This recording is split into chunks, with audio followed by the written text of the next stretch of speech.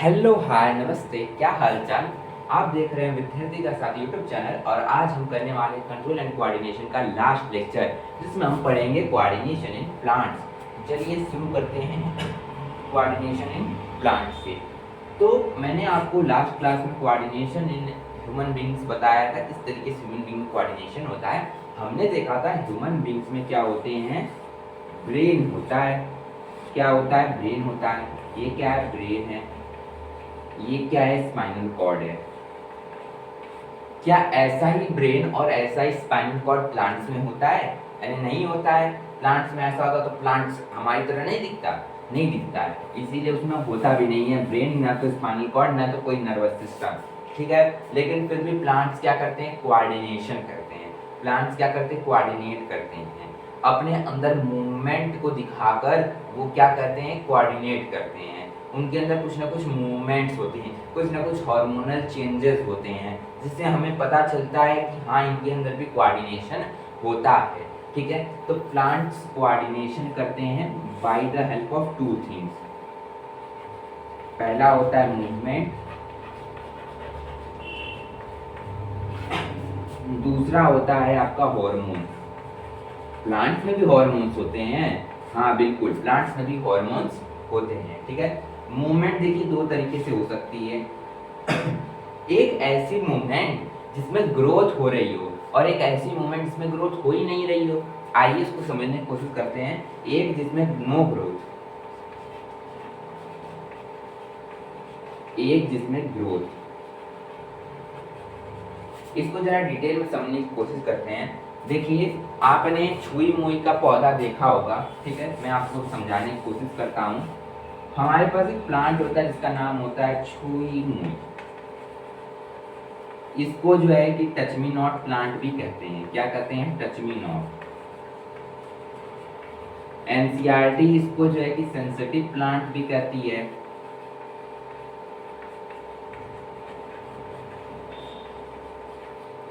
और इसको एनसीईआरटी कहती है बिलोंग्स टू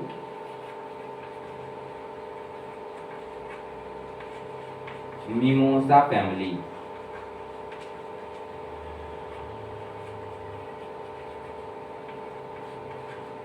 ठीक है, तो इसीलिए मिमोसा फैमिली से बिलोंग करता है, इसलिए इसका साइंटिफिक नेम है मिमोसा प्यूडिका।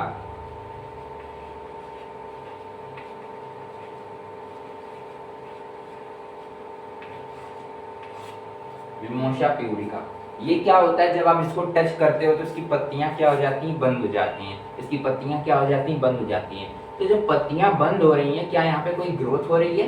नहीं, यहाँ पे कोई ग्रोथ नहीं हो रही है। यहाँ पे सिर्फ क्लोजनिंग एंड ओपनिंग ऑफ दी आपको लीव्स देखने को मिल रहा है। तो जब कभी भी क्लोजनिंग या फिर ओपनिंग ऑफ द लीव्स होता है तो वहाँ पे क्या होता है? कोई ग्रोथ नहीं होती है। और जब कभी ग्रोथ नहीं होती तो यहाँ पे नो ग्रोथ होता है। नो ग्रोथ यानी कोई ग्रोथ नहीं होती है। और जब कभी भी नो ग्रोथ हो, मतलब मूवमेंट तो हो रहा है, पत्तियों का बंद होना मूवमेंट तो है, पर मूवमेंट अगर हो रही है लेकिन उसमें ग्रोथ नहीं हो रही है, तो ऐसे मूवमेंट को हम कहते हैं नेस्टिक मूवमेंट। क्या कहते हैं? नेस्टिक मूवमेंट हम कहते हैं। ठीक है, ऐसे मूवमेंट को हम क्या कहते हैं? नेस्टिक मूवमेंट कहते हैं। समझ में आया? इसको हम क्या कहेंगे? नेस्टिक मूवमेंट कहेंगे। अब जरा मेरी बात ध्यान सुनिए। एक और प्लांट होता है जिसका नाम होता है वीनस फ्लाई ट्रैप। अभी मैं सब समझाऊंगा, आप बस आप सुनते रहिए बस। Venus fly trap.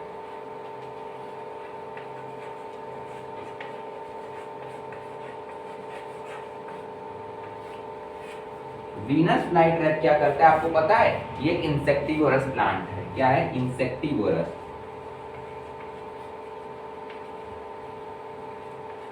आपने प्लांट इसको देखा होगा मूवी वगैरह, टीवी वगैरह में, कि ऐसे पत्तियां रहती हैं, जैसे कोई भी कीड़ा आता है तुरंत उसको बंद कर लेता है अपने अंदर, यानी इंसेक्ट को खा लेता है। ये आपका हेट्रोट्रॉपिक और ऑटोट्रॉपिक दोनों न्यूट्रिशन शो करता है, मतलब मैक्सोट्रॉपिक न्यूट्रिशन ये आपका शो करता है।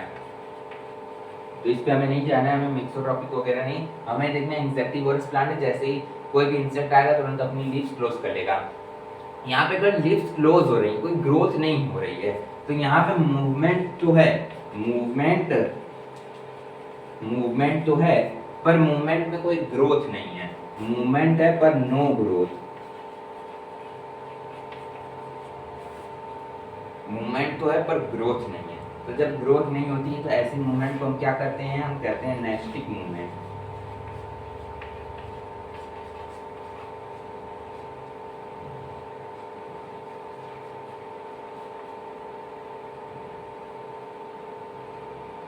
ठीक है, ऐसी मूवमेंट को हम क्या कहते हैं, नेस्टिक मूवमेंट कहते हैं। तो ऐसी कोई भी मूवमेंट जिसमें ग्रोथ इन्वॉल्व ना हो पर मूवमेंट हो रही हो उसको हम क्या कहते हैं, नेस्टिक मूवमेंट। मतलब मूवमेंट केवल हो, जैसे पत्तियों का खुलना, पत्तियों का बंद होना, उसको हम क्या कहते हैं, मूवमेंट। लेकिन यहाँ पे कोई ग्रोथ इन्वॉल्व नहीं, इसलिए हम इसको क्या कहते हैं, नेस्टिक मूवमेंट कहते हैं। ठीक है, तो जो आपकी नेस्टिक मूवमेंट होती है, आइए उसको जरा और डिटेल समझते हैं, टाइप्स भी समझते हैं।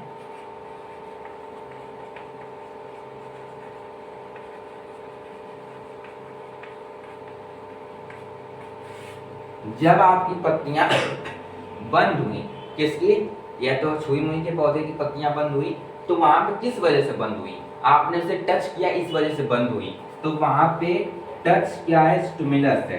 टच क्या है, स्टिमुलस है। वीनस फ्लाईट्रैप के केस में भी टच क्या था, स्टिमुलस था। तो जब कभी भी टच क्या हो, स्टिमुलस,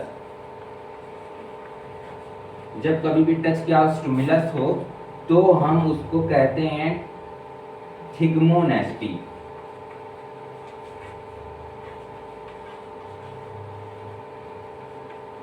तब हम उसको क्या कहते हैं, थिग्मोनेस्टी कहते हैं। जब कभी भी टच क्या हो, स्टिमुलस हो, तब हम उसको क्या कहते हैं, नेस्टी।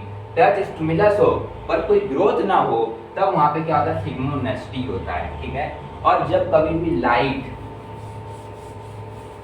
आइए समझते हैं, जब कभी भी लाइट स्टिमुलस हो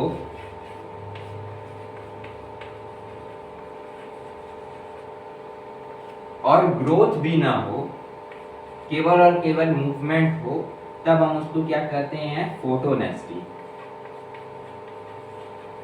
इसका एग्जाम्पल होगा मून फ्लावर। क्या होगा, मून फ्लावर। मून फ्लावर क्या होता है, एक तरीके का फ्लावर होता है जो रात में खिलता है, दिन में बंद रहता है। ठीक है, बेसिकली एक और फ्लावर होता है, इसका नाम होता है डेंडलियन। ये क्या होता है, दिन में खुला रहता है, रात में बंद हो जाता है। ठीक है, तो इस तरीके से यहाँ पे क्या होते हैं, मूवमेंट होते हैं, जिसको हम क्या कहते हैं, नेस्टिक मूवमेंट। इसको हम क्या कहेंगे, इसको हम कहेंगे फोटोनेस्टी। स्टिमुलस पे नाम डिपेंड करता है, स्टिमुलस लाइट है तो फोटोनेस्टी, स्टिमुलस टच है तो थिग्मोनेस्टी। इस तरीके के टाइप्स आपके होते हैं। ठीक है, और भी टाइप्स होते हैं पर आपको केवल अभी इतना ही जानना है। आइए आगे बढ़ते हैं। मैंने बताया था एक में ग्रोथ नहीं होती है, जो कि हमने देख लिया। तो किसी न किसी में ग्रोथ भी होती है, सारे प्लांट्स में ग्रोथ होती है। ठीक है, और सारे प्लांट्स जो है कि आपके नेस्टिक मूवमेंट शो नहीं करते हैं। केवल कुछ ही प्लांट जो कि नेस्टिक मूवमेंट शो करते हैं, सारे प्लांट नेस्टिक मूवमेंट शो नहीं करते। तो ऐसी मूवमेंट जिसमें ग्रोथ होती हो उसको हम क्या कहेंगे, ग्रोथ होती हो उसको हम क्या कहेंगे, हम उसको हम कहेंगे ट्रॉपिक मूवमेंट। क्या कहेंगे, ट्रॉपिक मूवमेंट। ट्रॉपिक मूवमेंट में क्या होता है, मूवमेंट के साथ साथ क्या होता है, ग्रोथ होता है। अब जरा एक एग्जांपल समझिए। एक मैंने यहाँ पे बीज बोया और यहाँ पे सनलाइट आ रही है। ठीक है, बीज जब उगेगा तो जिस डायरेक्शन से सनलाइट आएगी, बीज उस डायरेक्शन में क्या करेगा, मूव करने लगेगा, उस डायरेक्शन में मूव होगा। तो यहाँ पे मूवमेंट भी हो रही है, साथ साथ बीज जो है, जो प्लांट्स यहाँ पे उग रहे हैं उसकी हाइट भी बढ़ रही है। तो हाइट बढ़ रही है, स्टेम बढ़ रही है, पत्तियां बढ़ रही हैं, ग्रोथ हो रही है। तो जब कभी भी मूवमेंट प्लस ग्रोथ हो तो उसको हम कैसा मूवमेंट कहते हैं, ट्रॉपिक मूवमेंट कहते हैं। कैसा मूवमेंट कहते हैं, ट्रॉपिक मूवमेंट कहते हैं। ठीक है, ट्रॉपिक मूवमेंट के कई सारे टाइप्स होते हैं। जैसे एक होता है, मैं अभी सबका एग्जांपल दूंगा, फोटोट्रॉपिज्म। दूसरा होता है आपका जियोट्रॉपिज्म। ठीक है, तीसरा होता है आपका हाइड्रोट्रॉपिज्म।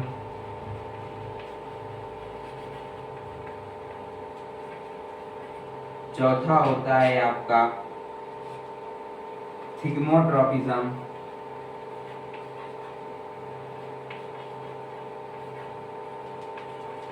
पांचवा होता है आपका केमोट्रॉपिज्म। आपने एक प्लांट देखे होंगे, प्लांट्स आप जब देखते हो तो जो सूट वाला पार्ट है, सूट वाला पार्ट क्या करता है, सन की तरफ ग्रो करता है, ठीक है। अच्छा एक बात बता दें, मैं सबको पहले एक्सप्लेन कर देता हूँ, फिर एग्जांपल समझेंगे।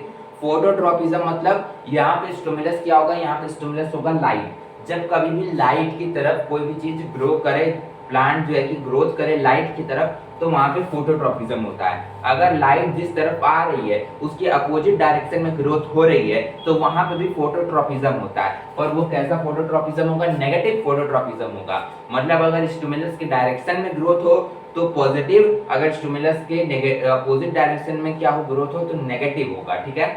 उस तरीके से जियोट्रॉपिज्म, जियो मतलब ग्रेविटी, अगर ग्रेविटी की डायरेक्शन में ग्रोथ हो रही है जैसे रूट्स, वो क्या करते हैं, पॉजिटिव जियोट्रॉपिज्म शो करते हैं, पर नेगेटिव फोटोट्रॉपिज्म शो करते हैं, ठीक है। और जो सूट होता है वो पॉजिटिव फोटोट्रॉपिज्म शो करता है पर नेगेटिव जियोट्रॉपिज्म शो करता है।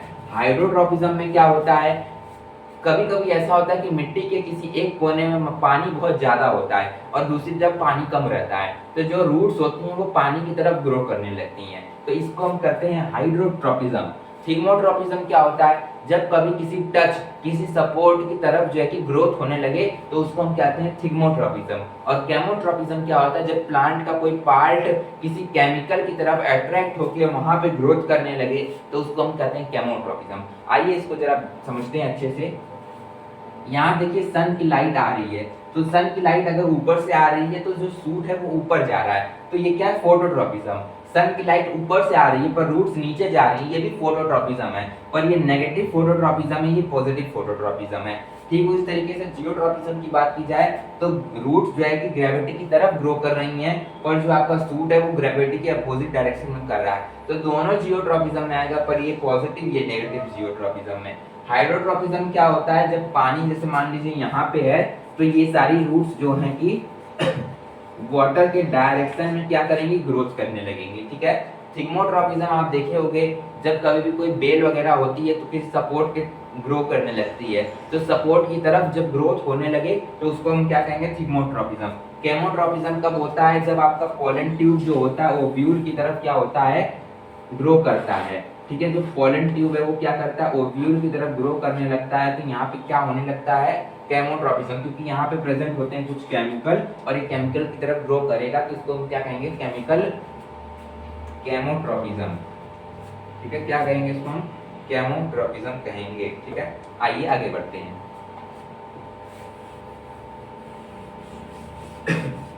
यहाँ पे हमने मूवमेंट को डिस्कस कर लिया। अब एक क्वेश्चन आता है कि किस किस वजह से जो है कि यहाँ पे मूवमेंट होती, मूवमेंट तो हो रही है पर जो आपका मूवमेंट है वो क्यों हो रहा है। तो आपने जो छुई मुई का पौधा देखा होगा, उसकी पत्तियां क्या करती हैं, कोलैप्स कर जाती हैं, फिर बंद हो जाती हैं। तो बंद क्यों होती हैं, क्योंकि यहाँ पे जो है कि एक सेल टाइप स्ट्रक्चर होता है जो कि इसमें पानी भरा रहता है, तो जैसे ही इसको पता चलता है, जैसे ही ये सेंस करता है किसी स्टिमुलस को, किसी टच को, तो इसको मैसेज आ जाता है कि हाँ अब जो है कि हमें वाटर को रिलीज करना है। तो जैसे ही ये वाटर को रिलीज कर देता है तो यहाँ पे श्रिंकेज हो जाती है और ये कन्वर्ट हो जाता है कुछ इस तरीके में, देखिए कुछ ऐसे, ये कुछ ऐसे हो जाता है, श्रिंक हो जाता है, और ये आपकी पत्ती भी क्या कर जाती है, कोलैप्स कर जाती है। पत्ती भी क्या कर जाती है आपकी, बंद हो जाती है, कोलैप्स हो जाती है। तो बंद कैसे हो रही है, जैसे मान लीजिए अभी ऐसे है, यहाँ से मैं पानी हटा दूं, पानी हटा दूं तो कुछ ऐसे हो जाएगी, गिर जाएगी, एक तरीके से ऐसा आप समझ सकते हो। तो यहाँ पे भी कुछ वैसे ही होता है, ठीक है। अब हमने देख लिया कि किस तरीके से यहाँ पे होता है। यहाँ पे कोई आपका स्पेशलाइज्ड टिश्यू नहीं है, यहाँ पे कोई स्पेशलाइज्ड सिस्टम नहीं है, यहाँ पे विद द हेल्प ऑफ आपका सेंसेशन सारी चीजें हो रही हैं। सेल में वाटर की एंट्री, सेल की स्वेलनेस, सेल की श्रिंकेज की वजह से यहाँ पे क्या हो रहा है, मूवमेंट आपको देखने को मिल रहा है। तो कोऑर्डिनेशन प्लांट में मूवमेंट की हेल्प से भी होता है, हार्मोन्स की हेल्प से भी होता है। तो आइए समझते हैं हार्मोन्स कैसे होते हैं। हार्मोन्स का मतलब मैंने आपको लास्ट क्लास में बताया था, इस क्लास में मैं आपको बता देता हूँ हार्मोन कैसे काम करते हैं। तो जैसे अगर मैं ह्यूमंस की बात करूं तो हार्मोन्स जो है कि किसी स्पेशल ग्लैंड से निकलेंगे और किसी एक आपका ब्लड वेसल में चले जाएंगे, और ब्लड वेसल किसी टिश्यू के पास चली जाएगी, ठीक है। ऐसे मान लीजिए कोई टिश्यू है, ठीक है, यहाँ पे ब्लड वेसल्स चली आई, यहाँ पे हॉर्मोन्स भी चले आए, by the process of simple diffusion ये यहाँ पे डिफ्यूज कर जाते हैं और फिर पूरे के पूरे टिश्यू में जो है कि फैल जाते हैं और एक एक सेल तक पहुंच जाते हैं। ये होते हैं केमिकल्स, और ये केमिकल्स क्या रखे रहते हैं अपने पास, मैसेज, अपने पास ये इंफॉर्मेशन रखे रहते हैं और ये इंफॉर्मेशन एक एक सेल तक पहुंच जाती है और जिससे इस सेल को पता चल जाता है कि उसको क्या करना है।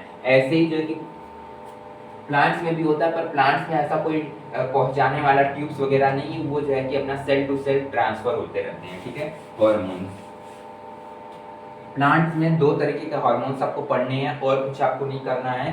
प्लांट्स में आपको दो तरीके के हार्मोन पढ़ने हैं, एक आपको पढ़ना है ग्रोथ प्रमोटर और एक आपको पढ़ना है ग्रोथ इनहिबिटर।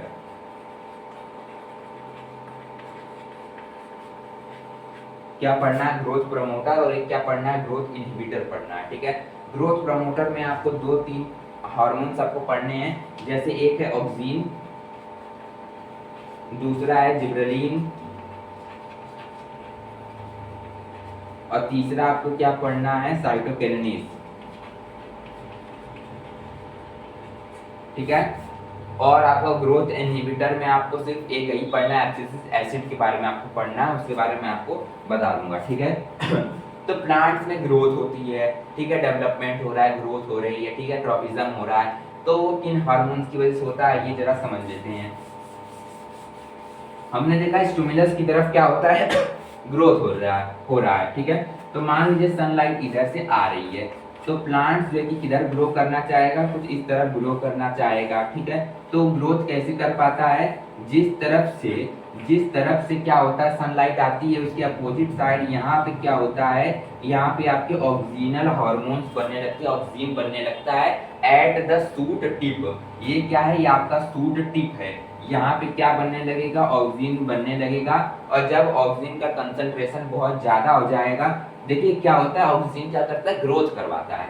तो जब यहाँ पे ऑक्सीजन बनेगा तो यहाँ पे क्या होगी, यहाँ पे होगी ग्रोथ, यहाँ पे क्या होगी, ग्रोथ होगी। ठीक है, यहाँ पे क्या होगी, ग्रोथ होगी। और जब कंसंट्रेशन बहुत ज्यादा हो जाएगा तो प्लांट आपका क्या करेगा, प्लांट आपका इस तरफ से ऐसे मूव करेगा, और जब ये इस तरफ मूव करेगा हमको लगेगा कि ये स्टिमुलस की तरफ मूव कर रहा है। और ये मूवमेंट किसकी वजह से हो रही है, ये मूवमेंट हो रही है ऑक्सीजन की वजह से हो रही है। तो ऑक्सीजन किसमें करता है, ग्रोथ में हेल्प करता है। दूसरा हमारे पास है आता है जिब्रेलिन। जिब्रेलिन का काम भी वही होता है, ग्रोथ करने का होता है। ज्यादा इसके बारे में डिटेल आपको दिया नहीं हुआ है, आपको सिर्फ ये बता रहना चाहिए कि जिब्रेलिन का काम क्या है, ग्रोथ में इसका हेल्प होता है, हेल्प करता है। मेन आता है आपका साइटोकिनिन, ऑक्सीजन और साइटोकिनिन दो ही मेन है। ठीक है, साइटोकिनेसिस का क्या काम होता है, आपने पढ़ा होगा क्लास 9 में, कई सारी सेल्स होती हैं जो डिवाइड करती हैं और अपनी जैसी और सेल्स बना के वहाँ पे ग्रोथ करवाती हैं, जैसे मेरिस्टेमेटिक टिश्यू की सेल्स जो है कि ग्रोथ करवाती हैं। तो वहीं पे एक हार्मोन होता है साइटोकिनेसिस, इसका क्या काम होता है, ये जो है कि सेल डिवीजन में हेल्प करवाता है, ढेर सारी सेल्स डिवाइड होती हैं ताकि ग्रोथ हो जाए। तो growth by the help of cell division, growth by cell division. क्या ये बात समझ में आ रही है, साइटोकिनेसिस का यही काम होता है। अब आ जाते हैं ग्रोथ इनहिबिटर में। क्यों ग्रोथ इनहिबिटर की जरूरत है, देखिए ये 3-4 हार्मोन नहीं होते, कई सारे हार्मोन होते हैं जो ग्रोथ करवाते हैं। तो इस तरीके से अगर ग्रोथ होते रहेगी तो एक बार प्लांट बहुत ज्यादा बड़ा हो जाएगा, लेकिन हमें उतना प्लांट को बड़ा नहीं करना है, जिसकी जितनी आयु होती है उतना ही उसको बड़ा करना चाहिए प्लांट को। ठीक है, तो प्लांट ज़्यादा बड़ा ना हो जाए, उसको ज़्यादा समस्याएं ना आ जाए, इसीलिए कुछ ऐसे भी हार्मोन होने चाहिए कि प्लांट की हाइट को एक जगह पे स्टॉप किया जा सके, तो उसको हम कहते हैं ग्रोथ इनहिबिटर। इनके एग्जांपल्स में आपके बुक में दिया हुआ एब्सिसिक एसिड दिया है। ठीक है,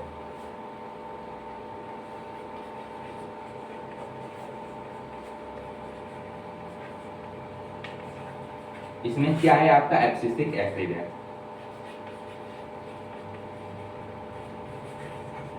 ये क्या करता है, आपका ग्रोथ, जहाँ पे ग्रोथ हो रही होती है और अगर प्लांट सेल को, प्लांट बॉडी को लगता है कि ग्रोथ इतना काफ़ी है, इससे ज़्यादा ग्रोथ नहीं होनी चाहिए, तो वहाँ पे एब्सिसिक एसिड सिक्रीट किया जाता है, बनाया जाता है, और वहाँ पे क्या होता है, ग्रोथ जो है कि ग्रोथ स्टॉप हो जाती है, ग्रोथ क्या हो जाती है, स्टॉप हो जाती है, और इस तरीके से आपका प्लांट का कोऑर्डिनेशन खत्म हो जाता है। आपको क्या क्या पढ़ना था, आपको पढ़ना था प्लांट में कोऑर्डिनेशन कैसे होता है। तो प्लांट में जो चेंजेस होते हैं वो किसकी वजह से होते हैं, मूवमेंट या फिर हार्मोन्स की वजह से चेंजेस होते हैं। हमने देखा मूवमेंट दो तरीके की होती है, nastic movement, tropic movement. Nastic movement में जो है कि आपका केवल और केवल मूवमेंट होती है, ग्रोथ नहीं होती है। वहीं पर ट्रॉपिक मूवमेंट में ग्रोथ भी होती है, मूवमेंट भी होती है, ठीक है। ग्रोथ टुवर्ड द स्टिमुलस होता है या फिर growth away from the stimulus भी हो सकता है, ठीक है। हमने दोनों एस्पेक्ट को जाना, दोनों पहलू को समझा।